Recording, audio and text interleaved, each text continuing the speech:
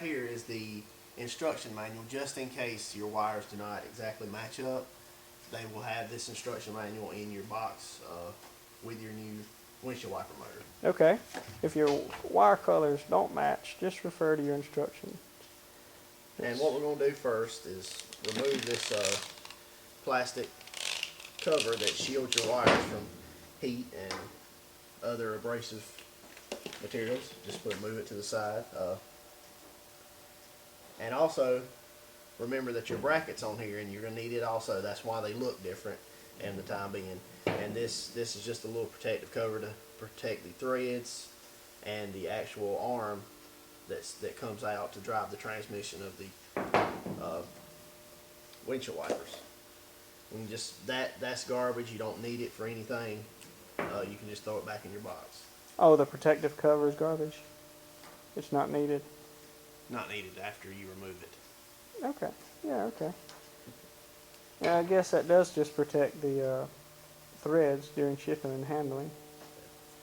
And what you can do, I mean, you want to provide yourself plenty of room.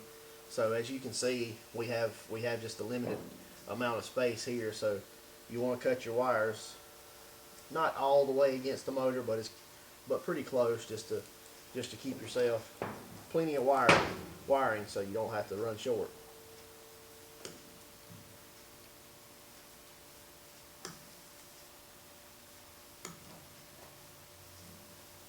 Wow, you got as much wire off there as you possibly could, didn't you? Yeah, I attempted to get, like I said, as much as I could without taking it all the way down, just for no reason. See it? All right, so you've cut the harness off of the old harness, off of the old wiper motor. Okay, now. All right, you've cut the harness off of the old wiper motor, and the harness is actually laying. There's the harness right there. Okay, now go ahead. Just had to bring them back up to speed. Okay, now what I'm going to do is, so I can go ahead and just get the old motor out of the way, is I'm going to take and remove this bracket. So, like I said, right now it's just sitting here, and there's no really any need for it to be sitting here any longer. So I'm going to take and remove these. These are 11 millimeter bolts. They seem to be fairly easy to unscrew, no self-locking liquids or anything.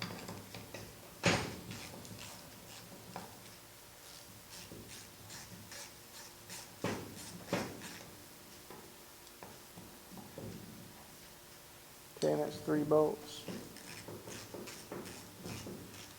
Yeah, just three basic bolts on this bracket.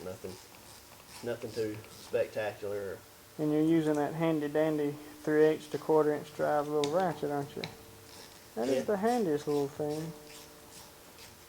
Definitely makes it a lot quicker. Sure does. You can flip that sucker over and grab a 1/4 inch socket and just go at it again. Okay, what you got there? What are you doing with there? What's holding it on? It looks like it has another little ground wire on here that we're going to have to remove.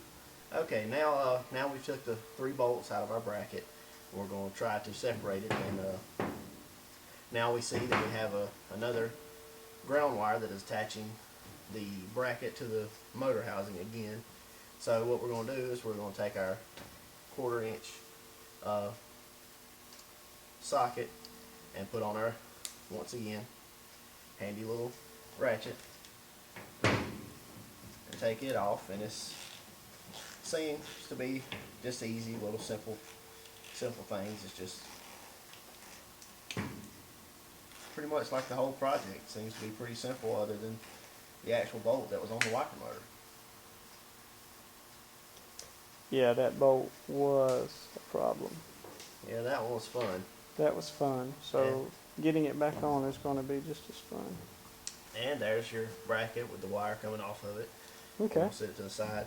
And just so you know, there was just two 1/4 bolts in here, and what we're going to do is just put that one back in, because this one actually came with its own.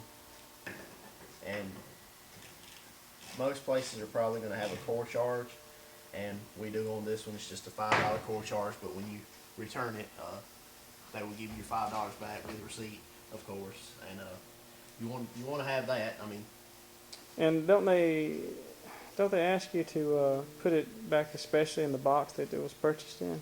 yeah, they won't do that because, like we said, it was remanufactured. And what they'll do is, if this one is if they're able to, they will remanufacture yours and resell it. Okay, so it's going back in the box, and that's $5, Buster. We're going to go get that $5 back. I can't wait till they open. Yep, we're gonna party on that $5. Just get us some good dollar menu. Yeah, that's about what, 4 double cheeseburgers for me, and what, you gonna get a dollar tea maybe? Yeah, I'm just gonna get me a sweet tea. Sweet tea. All right. Okay, now we're back down to the wiring portion. Okay, and what we're gonna do is just for the simple fact that these we have these quick connectors. We're gonna just trim these ends off of these, just because you don't need them, because like we said, we're not going to be twisting them together. We're actually going to be using the quick connectors to just put them together. And with this, you don't want to take a lot off. You just want to take the very ends of your wires off. So you basically just neaten up the process a little bit. Okay, those those pliers, they look pretty rusty. Did you borrow those from Methuselah or something? Well, Where'd you get those? it seems to be the ones that last long enough to get rusty are the ones that are always the best. So, Now, if you were using them, it don't seem like they'd be rusty. well, it's not every day you have to change a wiper motor or do a whole lot of wiring. You try to make these. You have your little quick connectors, and they come with two little holes on each side. And what you're going to want to do is just place one wire in one hole, and run it up till it stops, because it actually has a little stop on the inside. Okay. And then the other one you want to run in the other hole, and it actually don't have a stop, so there's no need to run it all the way out the other side. Just about the same distance that you did with the other one. And you see how I've placed both sides in, and you have to match. They have a little metal tab on here that actually cuts into both wires. That's what. Is that how it connects makes the connection, Dallas? It connects from one wire to the other by cutting into the actual wire itself. two. And Yeah, then and they actually makes a bridge across. and they clamp on, so it don't allow them to slip out, and makes them pretty much airproof for the most part. And that's something good to have, because you don't want them shaking or rattling apart. Speaking of shaking, you're shaking pretty good, collapsing those wires down. Yeah, I'm just trying to make sure I squeeze them good and tight, because like Okay. I said, you don't want them to come apart. And it actually has a little flap that comes over. Oh, that's a pretty good looking connection there you made. Yeah, it makes pretty good. You can see I'm pulling on it till I shake again. Okay, what we've done, just to save a little time on our film and save a little of your time at home, is we've already connected the other two. We're on the last one now, just to show you that we are connecting the two colors that didn't match. And the reason that happened is it just happens that way. Sometimes they when they remanufacture them, they run different wiring, just different colors. It's just my guess, but I would say that motor would fit several different types of Ford vehicles. And that thing might go on anything from a Futura to a Lincoln Continental to a Ford Ranger. And it would be impossible for them to get all the wiring colors correct for your application.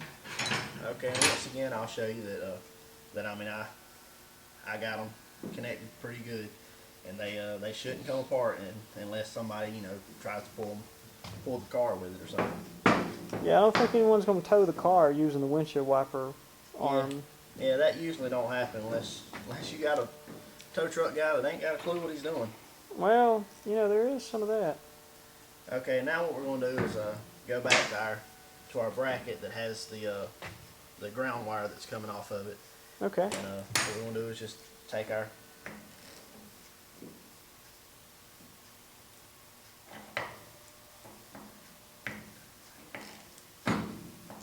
I think we went the wrong way to begin with. I think it's Yeah. righty-tighty, lefty-loosey. sometimes you get your right and left mixed up. Well, probably because it's 5 a.m. Yeah, that helps a little bit too.